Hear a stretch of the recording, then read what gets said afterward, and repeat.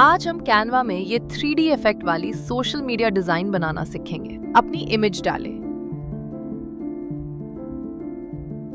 Duplicate करें, इस copy को इस कोने में खींचें, पहली वाली पर क्लिक करें, एडिट में जाएं, टूल्स, सी ऑल, ब्लर चुनें, होल इमेज, इंटेंसिटी को 50 तक बढ़ाएं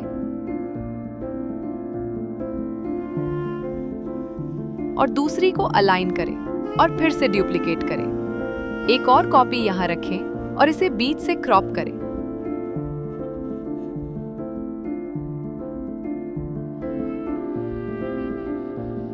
स्ट्रोक स्टाइल में जाएं और 20 तक बढ़ाएं।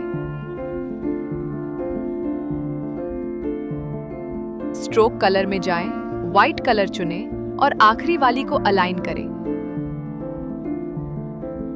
बैकग्राउंड हटाएं, अपनी ब्रांड के हिसाब से टेक्स्ट एडजस्ट करें।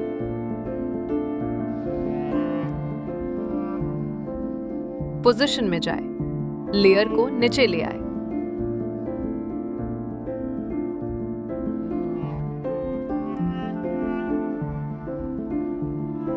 व्हाइट कलर चुनें